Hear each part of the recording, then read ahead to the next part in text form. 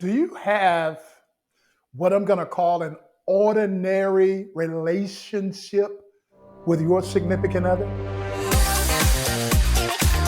How would you contextualize your partnership?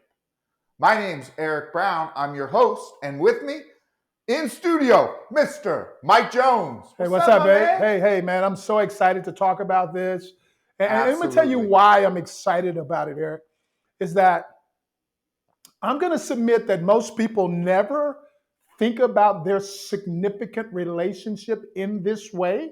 Okay. However, if you take a moment to truly listen with the intent to be influenced to this conversation that we are about to have with you, there is a great likelihood that you will be able to redefine your significant relationship.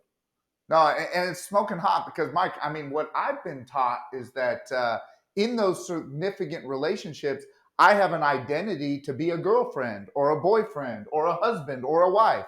And in that context, that doesn't match where we're going with this today. Absolutely not. And if you think about it, so just take a moment to think about this with me. There is specific expectations wrapped around the identity of boyfriend or girlfriend, fiance or husband or wife. There are specific expectations as it relates to how these roles play out. And there are prescribed ways that these individuals have been with each other for a very, very long time. So if I am now managing what I'm going to refer to as my expectations as a husband to my wife, then I am living according to this well-worn path of expectations that a wife is supposed to deliver. And if she's not delivering that, then I assess that as a bad relationship or that she is a bad actor in the relationship. And it works conversely as well from the wife to the husband as well, based on those expectations. Yeah. So, Mike, what you're saying is that there's a very fixed mindset with that relationship. So, what would you say the alternative should be? Yeah, but let me address this first, Eric. A fixed mindset says that there is a predictable future in the context of my expectations from my partner. And with that fixed mindset, I have specific outcome set based upon where I have been taught this is supposed to go. And the reason that there is conflict in the relationship, so take a moment to observe this, is because quite often the expectations that I learn that are attached to that identity of husband or wife are not being delivered by my partner, or I'm not delivering it to my partner. And as a result of that, there is conflict in the relationship. So we are now fighting, RIGHT, right fighting to defend what we believe the expectation is of somebody in that particular role. Now, when we move over to a growth mindset, as I absolutely deliberately did in the relationship that I have with Susan, I now have completely done away with the identity of husband.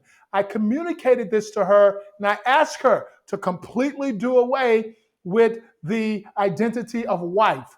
Our choice is to take the time to be partners.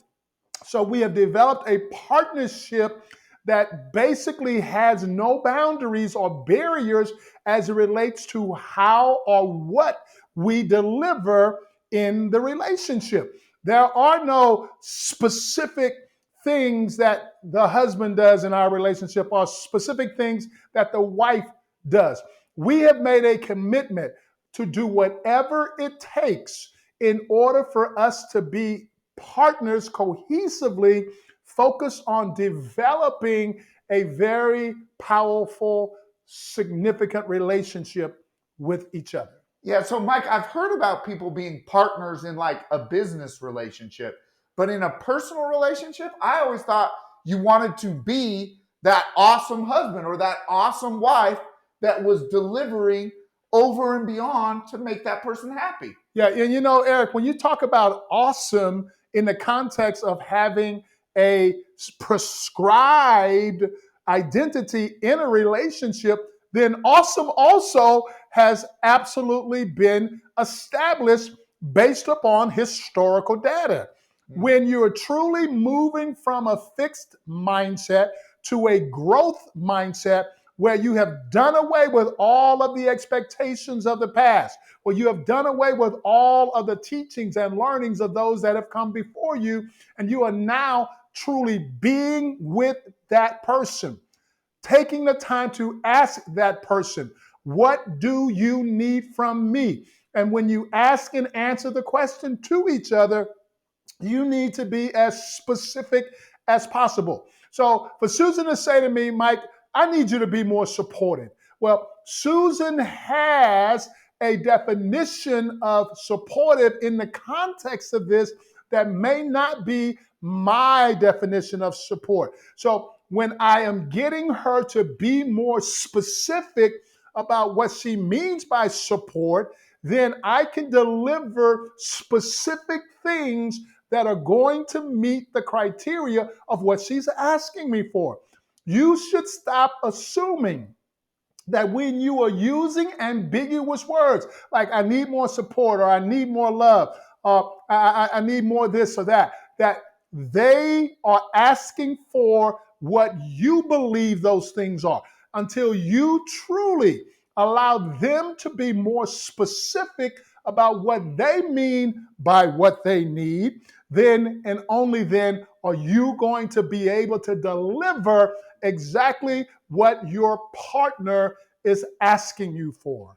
Okay, got it. So, what does Susan need to feel more support? Give us a couple examples of what you do to support her. Yeah, well, for me, Eric, I have learned that there are things that I can do that wow her when she gets out of bed. Like if I get up and she's been early in our relationship when she was working with the kids and getting the kids out for school and those types of things. I would get up and wash the dishes. I would get up and fold the clothes. Not something typically the husband does. However, I did those things because I knew that it was going to make her life easier once she got up and got into the things that she needed to do in order to be able to take care of the kids and take care of that.